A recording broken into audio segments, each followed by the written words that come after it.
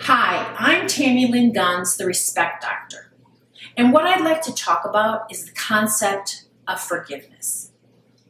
The dictionary has a definition of forgiveness, and that definition is, it's the intentional and voluntary process by which a victim undergoes a change in feelings and attitude regarding an offense.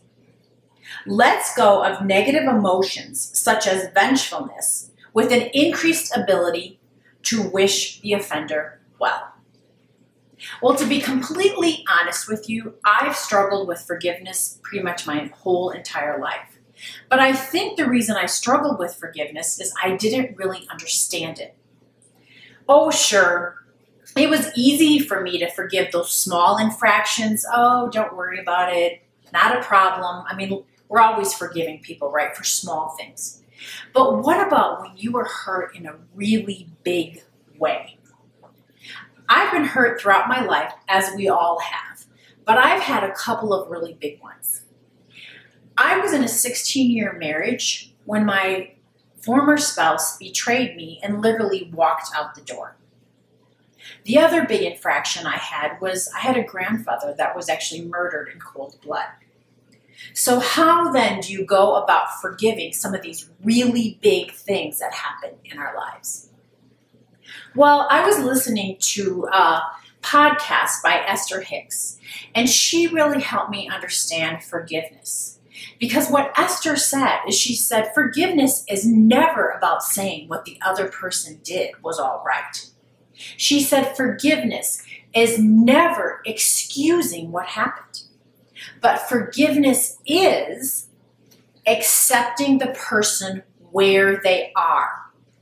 Even if that person is vibrating at such a low vibrational frequency, like say on the level of pond scum. Basically, forgiveness is just accepting that person where they are. So I also know that my pastor at church said to us, he said, you know, nobody's all good. And nobody's all bad. I mean, we're all trying to work towards being better people, right? But nobody's all good. And certainly nobody's all bad.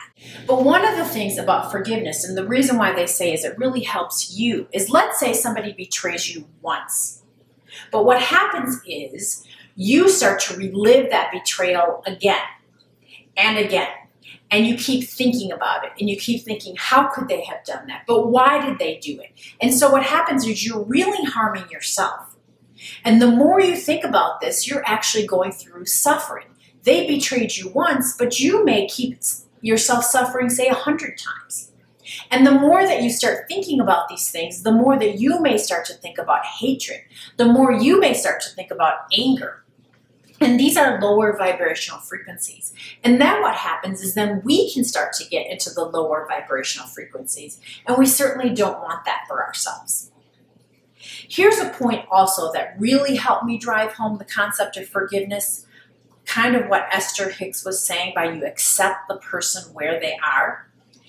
Here's an example. A snake is going to be a snake. If you think the snake is supposed to act like a puppy dog, you're not accepting the fact that the snake is a snake. And I know that's what I used to do. I used to be, but why can't he act like a puppy dog?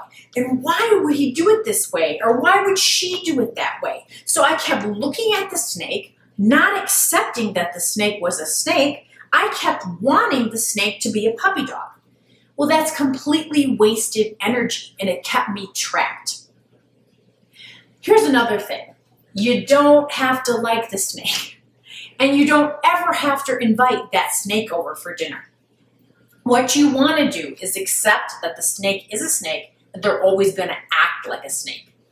Now, the last part of this dictionary definition says that hopefully you could have an increased ability to wish the offender well. And that's usually the hardest part. But what I've learned about that as well is remember that that person is operating where they know how. And if they actually learn to be a better person and they don't reach out to hurt others, they don't reach out to harm others, then if you wish that they could actually do better, then it's going to help society as a whole, because then they're not going to be harming other people. So ever since I started looking at forgiveness from that particular vantage point, it really has been very comforting. Remember always that you are worthy, you are lovable, and you deserve goodness in your life.